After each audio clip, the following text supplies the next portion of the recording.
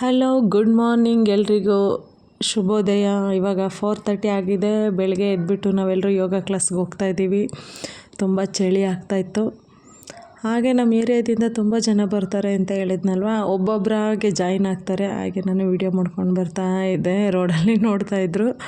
Vlog ಮಾಡೋಕ್ಕೆ start ಮಾಡಿದ್ಮೇಲೆ ಎಲ್ಲರೂ ಕೇಳ್ತಾಯಿದ್ರು, ಏನು ಐಡಿಯಾಕ್ಕ ನಿಮ್ಮದು, ಯಾವುದ್ರಲ್ಲಿ ಆಗ್ತಾಯಿದ್ದೀರಾ ಹಂಗೆ ಹಿಂಗೆ ಅಂತ.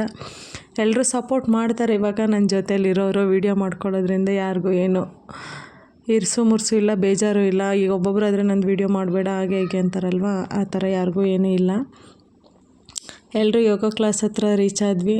ನಮ್ಮ ಗಾನವಿ ವೀಡಿಯೋಸ್ ಮಾಡ್ತೀನಿ ಅಂತ ಅಂದ್ಲು. ಅವಳು ಫುಲ್ಲು ವೀಡಿಯೋಸ್ ಮಾಡುವಾಗ ಫುಲ್ ವೈಬ್ರೇಷನ್ ಬರ್ತಿತ್ತು. ಅದಕ್ಕೆ ಅರ್ಷಿ ಹೆಲ್ಪ್ ಮಾಡ್ತಿದ್ಲು. ಸರಿ, ಯೋಗ ಕ್ಲಾಸ್ ರೀಚ್ ಆದ್ವಿ. ನಾವು ಯಾವಾಗಲೂ ಯೋಗ ಕ್ಲಾಸ್ಗೆ ಬಂದ ತಕ್ಷಣ ಇಲ್ಲಿ ಗುರುಗಳದ್ದು ಫೋಟೋ ಇದೆ, ಅಲ್ಲಿ ನಮಸ್ಕಾರ ಮಾಡಿಕೊಂಡು ಆಮೇಲೆ ಅಲ್ಲಿ ಒಳಗಡೆ ಹೋಗ್ತೀವಿ. ಒಳಗಡೆನೇ ಇರೋದು, ಆ ಕಡೆ ಕಾರ್ನರಿಂದ ಆ ಕಡೆ. ಇಲ್ಲಿ ನಾವು ಬರೋದಕ್ಕೆ ಮುಂಚೆನೇ ನಮ್ಮ ಎಲ್ಲ ಯೋಗ ಗುರುಗಳು ಬಂದಿರ್ತಾರೆ. ಯಾವತ್ತೂ ಅವರು ಲೇಟ್ ಕಮ್ಮರ್ಸ್ ಇಲ್ಲ. ಆ್ಯಕ್ಚುಲಿ ಸ್ಟೂಡೆಂಟ್ಸು ಎಲ್ಲರೂ ಲೇಟಾಗಿ ಬರೋದು. ನಾವು ಬರೋಕ್ಕೆ ಮುಂಚೆನೇ ನೋಡಿ ಎಷ್ಟು ಜನ ಲೇಡೀಸ್ ಎಲ್ಲರೂ 4:30ಗೆ ಎದ್ಬಿಟ್ಟು ಬರ್ತಾರೆ. ಅಲ್ಲಿಂದ ಬಂದ ತಕ್ಷಣ ಫಸ್ಟ್ ಕೆಲಸ ಮುಂದೆ ಎಲ್ಲ ಗುಡಿಸ್ಬಿಟ್ಟು ಗಿಡಗಳಿಗೆ ನೀರು ಹಾಕಿ, ಡೈಲಿ ಗಿಡಗಳಿಗೆ ನೀರು ಹಾಕೋದಿಲ್ಲ, 2 ದಿನಕ್ಕೆ ಒಂದ್ಸತಿ ಹಾಕ್ತೀನಿ. ಹಾಗೆ ಇಲ್ಲಿ ಎಲ್ಲ ಗುಡಿಸಿ ಸ್ವಲ್ಪ ರಂಗೋಲಿ ಹಾಕೋಣ ಅಂತೆಲ್ಲ ಗುಡಿಸ್ತಾಯಿದ್ವಿ. ಬಂದ ತಕ್ಷಣ ಫಸ್ಟ್ ಇದೇ ಕೆಲಸ ಮಾಡೋದು.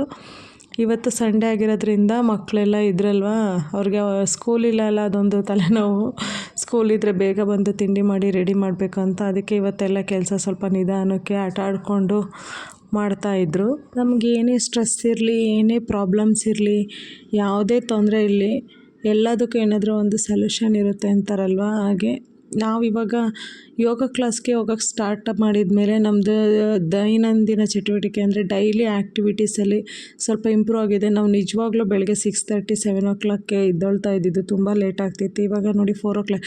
ಸ್ಟಾರ್ಟಿಂಗು 2 ದಿನ 3 ದಿನ ತುಂಬಾ ಕಷ್ಟ ಆಗುತ್ತೆ. ಯಾಕಂದರೆ ಅಷ್ಟು ಅರ್ಲಿ ಮಾರ್ನಿಂಗ್ ಎದ್ದೇಳಬೇಕು. ನಾವು ವರ್ಕಿಂಗ್ ವುಮೆನ್ ಆಗಿರೋದ್ರಿಂದ ಇಲ್ಲಿ ಬೇಗ ಎದ್ದಿದ ತಕ್ಷಣ ನನಗೆ ಆಫ್ಟರ್ನೂನ್ ಆಗಲಿ ಮತ್ತು ಈವ್ನಿಂಗ್ ಆಗಲಿ ರೆಸ್ಟ್ ಮಾಡೋದಕ್ಕೆಲ್ಲ, ನಿದ್ದೆ ಮಾಡೋದಕ್ಕೆ ಟೈಮ್ ಸಿಗೋಲ್ಲ. ಈ ಥರ ವರ್ಕಿಂಗ್ ವುಮೆನ್ಸ್ಗೆ ಸ್ವಲ್ಪ ಕಷ್ಟ ಆಗ್ಬೋದು. ಬೆಳಗ್ಗೆ ಬೇಗ ಎದ್ದು ಯೋಗಕ್ಕೆ ಹೋಗಿ ಅಲ್ಲಿಂದ ಬಂದು ಮನೆ ಕೆಲಸ ಮಾಡಿ, ತಿಂಡಿ ಮಾಡಿ, ಮಕ್ಳನ್ನ ಕಳಿಸಿ ಬಂದಾಗ ನಮ್ಮ ಅಕ್ಕಪಕ್ಕ ಇರೋರ ಜೊತೆ, ಸುತ್ತಮುತ್ತ ಇರೋರ ಜೊತೆ ಖುಷಿಯಾಗಿ ಮಾತಾಡಿದ್ರೇ ಒಂದು ರಿಲ್ಯಾಕ್ಸೇಷನು. ಎಲ್ಲರ ಜೊತೆ ಚೆನ್ನಾಗಿರಬೇಕು ಅನ್ನೋದೇ ನನ್ನ ಆಸೆ. ಅವರು ಅಷ್ಟೇ, ನಮ್ಮ ಓನರ್ ಅಕ್ಕ ತುಂಬ ಚೆನ್ನಾಗಿ ನಮ್ಮ ಜೊತೆ ಹೊಂದ್ಕೊಂಡಿದ್ದಾರೆ. ನಾವು ಅವ್ರ ಜೊತೆ ಯಾವಾಗಲೂ ಹಂಗೆ ಮಾತಾಡ್ಕೊಂಡಿರ್ತೀವಿ. ನಾವು ಬೆಳಗ್ಗೆ ಗುಡ್ಸೋಕೆ ಬಂದಾಗ ಈ ಥರ ಮಾತಾಡಿಕೊಂಡು ಸ್ವಲ್ಪ ಟೈಮ್ ಸ್ಪೆಂಡ್ ಮಾಡ್ತೀನಿ. ಹಾಗೆ ನಮ್ಮ ಹಸ್ಬೆಂಡ್ಗೆ ಇವತ್ತು ಫುಲ್ ಕೆಲಸ ಕೊಟ್ಟಿದ್ದೆ, ಪಾಟಿಂಗ್ಸ್ ಎಲ್ಲ ರೀಪಾಟಿಂಗ್ ಮಾಡಬೇಕು ಅಂತ. ಆಮೇಲೆ ನಾವು ಯಾವಾಗಲೂ ಅಷ್ಟೇ, ನಾನು ನನ್ನ ಹಸ್ಬೆಂಡ್ ಆಲ್ಮೋಸ್ಟ್ ನಮ್ಮದು ಡಿಸ್ಕಷನ್ನು ಕಿಚನಲ್ಲೇ ನಡೆಯುತ್ತೆ. ಎಷ್ಟು ಸಪೋರ್ಟಿವ್ ಆಗಿದ್ದಾರೆ ಅಂದರೆ ಹೇಳೋಕ್ಕೆ ಆಗಲ್ಲ. ಪ್ರತಿಯೊಂದು ವಿಚಾರದಲ್ಲೂ ನನಗೆಲ್ಲದಕ್ಕೂ ಸಪೋರ್ಟ್ ಮಾಡ್ತಾರೆ. ಏನು ಮಾಡ್ತೀನಿ ಅಂದ್ರೂ ಎಲ್ಲದಕ್ಕೂ ಓಕೆ ಜಾನು ಅಂತ ಹೇಳ್ತಾಯಿರ್ತಾರೆ.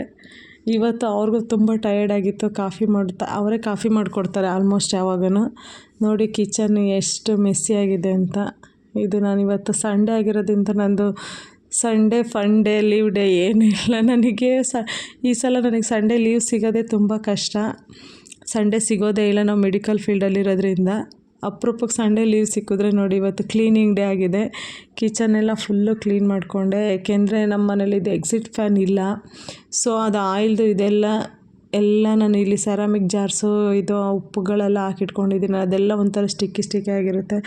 ಅದಕ್ಕೆ ಅದು ಎವ್ರಿ ವೀಕು ನೀಟಾಗಿ ಕ್ಲೀನ್ ಮಾಡಿಕೊಡ್ತೀನಿ. ಅದು ಏಕೆಂದರೆ ಗ್ಯಾಸ್ ಪಕ್ಕನೇ ಇದೆ. ಇನ್ನೆಲ್ಲ ನನಗೆ ಯಾವಾಗ ಟೈಮ್ ಸಿಕ್ಕಿರುತ್ತೆ, ಆಫ್ ಇರುತ್ತೆ, ಆವಾಗನೇ ನಾನು ಕ್ಲೀನ್ ಮಾಡ್ಕೊಳ್ಳೋದು. ನೋಡಿ ಕಿಚನ್ ಎಲ್ಲ ಕ್ಲೀನ್ ಮಾಡಿದ್ರೆ ಎಲ್ಲ ಕ್ಲೀನ್ ಮಾಡಿ ನಮ್ಮದು ಕಿಚನ್ ತುಂಬ ಹೈಟಲ್ಲಿದೆ. ನಾನು ಸ್ವಲ್ಪ ಹೈಟ್ ಕಮ್ಮಿನೇ. ಸ್ವಲ್ಪ ನನಗೆ ಪಾತ್ರೆ ಎಲ್ಲ ಕ್ಲೀನ್ ಮಾಡುವಾಗ, ಅದು ವಾಶ್ ಮಾಡುವಾಗ ಸ್ವಲ್ಪ ಕಷ್ಟ ಆಗುತ್ತೆ. ಹಾಗೆ ಇಲ್ಲಿ ಮನಿ ಪ್ಲಾಂಟ್ಸದು ಗ್ಲಾಸ್ ಬಾಟಲಲ್ಲೇ ಹಾಕಿದ್ದೆ. ಇದು ಗ್ಲಾಸ್ ಬಾಟಲ್ಸು ನಾನು ಆಯಿಲ್ ಡಿಸ್ಪೆನ್ಸರ್ಸ್ಗೆ ಅಂತ ತೊಗೊಂಡಿದ್ದು. ಬಟ್ ಇದರಲ್ಲಿ ನಾಸಲ್ಸ್ ಇತ್ತಲ್ಲ, ಅದು ತುಂಬ ಅಂಟ್ಕೊಬಿಟ್ಟು ಅದಕ್ಕೆ ಬರ್ತಾನೆ ಇರಲಿಲ್ಲ. ಅದೇನೋ ಕ್ವಾಲಿಟಿ ಚೆನ್ನಾಗಿರಲಿಲ್ಲ ಅನಿಸುತ್ತೆ. ಅದಕ್ಕೆ ನಾನು ಅದನ್ನ ನಾಸಲ್ಸ್ ಎಲ್ಲ ತೆಗೆದ್ಬಿಟ್ಟು ಈ ಥರ ಯೂಸ್ ಮಾಡ್ಕೊಳ್ತಾ ಇದ್ದೀನಿ. ತುಂಬ ದಿನ ಆಯಿತು ಈ ಥರ ಗ್ಲಾಸ್ ಜಾರ್ಗೆ. ಮನೆಗೆ ಬಂದಮೇಲೆ ಅದನ್ನು ಚೇಂಜ್ ಮಾಡಿಕೊಂಡೆ. ಎವ್ರಿ ವೀಕು ನಾನು ವಾಟರ್ನ ಈ ಥರ ಚೇಂಜ್ ಮಾಡಿರ್ತೀನಿ. ಹಾಗಾಗಿ ಅದು ಗ್ರೀನಾಗಿ ಚೆನ್ನಾಗಿದೆ. ಇದೆಲ್ಲ ಕಿಚನ್ನೆಲ್ಲ ಕ್ಲೀನ್ ಮಾಡ್ಕೊಂಡ್ಮೇಲೆ ಪೂಜೆಗೆಲ್ಲ ರೆಡಿ ಮಾಡಬೇಕಾಗಿತ್ತು. ಪೂಜೆಗೆಲ್ಲ ರೆಡಿ ಮಾಡೋಣ ಅಂತ ಎಲ್ಲ ಪಾತ್ರೆ ಎಲ್ಲ ಕ್ಲೀನ್ ಮಾಡಿಕೊಂಡು ಎಲ್ಲ ಎತ್ತಿಟ್ಟೆ. ಇವತ್ತು ಸಂಡೇ ಎಲ್ರಿಗೂ ನಾನ್ ವೆಜ್ ಡೇ ಆಗಿರುತ್ತೆ. ಬಟ್ ನೀವು ಹೇಳಿದ್ರೆ ನಿಜವಾಗ್ಲೂ ನಂಬೋದಿಲ್ಲ, ಸಂಡೇ ನಾವು chicken mutton totally non veg, ಒಂದು ಎಗ್ಗು ಕೂಡ ಯೂಸ್ ಮಾಡೋದಿಲ್ಲ. ಯಾಕೆಂದರೆ ಹಸ್ಬೆಂಡ್ ಮನೇಲಿ ಬೀರ್ಲಿಂಗೇಶ್ವರ ದೇವರು, ನಮ್ಮದು ಮನೆ ದೇವರು ಜವರ್ಲಿಂಗೇಶ್ವರ ಅಂತ.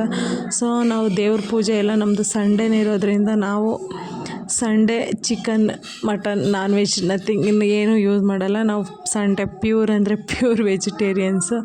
ಸೊ ನಮ್ಮ ಮನೇಲಿ ಇವತ್ತು ಬೆಳಗ್ಗೆ ಏನು ಟಿಫನ್ ಮಾಡಿದ್ವಿ, ಚಿತ್ರಾನ್ನ ಮಾಡಿದ್ವಿ. ಚಿತ್ರಾನ್ನ ಮೊಸರನ್ನ ಮಾಡಿದ್ದೆ, ಮತ್ತು ಆಫ್ಟರ್ನೂನ್ಗೆ ಸಾಂಬಾರು ಮಾಡೋಣ ಏನಾದರೂ, ಮತ್ತು ಸಂಜೆಗೂ ಅದೇ ಆಗುತ್ತೆ ಅಂತ ಪ್ಲ್ಯಾನ್ ಮಾಡ್ಕೊಂಡಿದ್ದೆ. ಬಟ್ ಇವತ್ತು ನಮ್ಮ ಅಕ್ಕ ಇನ್ವೈಟ್ ಮಾಡಿದರು, ಅವ್ರ ಮನೇಲಿ ಹೋಳ್ಗೆ ಮಾಡ್ತೀವಿ, ಅವ್ರ ಮಗಳು ಬರ್ತಾಳೆ ಹಾಸ್ಟೆಲಿಂದ ಅಂತ. ಸೊ ಇವತ್ತು ಪೂಜೆ ಎಲ್ಲ ಮುಗಿಸ್ಕೊಂಡು ಅವ್ರ ಮನೆಗೆ ಹೋಗ್ತಾ ಇದ್ದೀವಿ. ಹಾಗೆ ಇದು ಗಿಡಗಳದ್ದೆಲ್ಲ ಇವತ್ತು ಎವ್ರಿ ಸಂಡೇ ಮಾಡೋದಿಲ್ಲ ನಾವು, 15 ಡೇಸ್ಗೊಂದ್ಸತಿ. ಬಟ್ ಇದು ವಾಟರ್ ಮಾತ್ರ ನಾನು ಎವ್ರಿ ಸಂಡೇ ಚೇಂಜ್ ಮಾಡ್ತೀನಿ.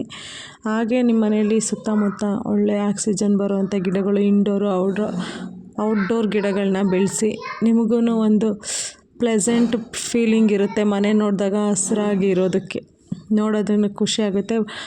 ನೋಡಿ, ಇಷ್ಟು ಗಿಡಗಳಿಗೆ ಪಾಟಿಂಗ್ ಮಾಡಿದ್ದಾರೆ. ಈ ವಿಡಿಯೋ ನಿಮಗೆ ಇಷ್ಟ ಆದರೆ ಲೈಕ್ ಮಾಡಿ, ಶೇರ್ ಮಾಡಿ, ಹಾಗೆ ಕಮೆಂಟ್ ಮಾಡಿ. ನನ್ನ ಪೇಜ್ನ ಸಬ್ಸ್ಕ್ರೈಬ್ ಮಾಡಿ.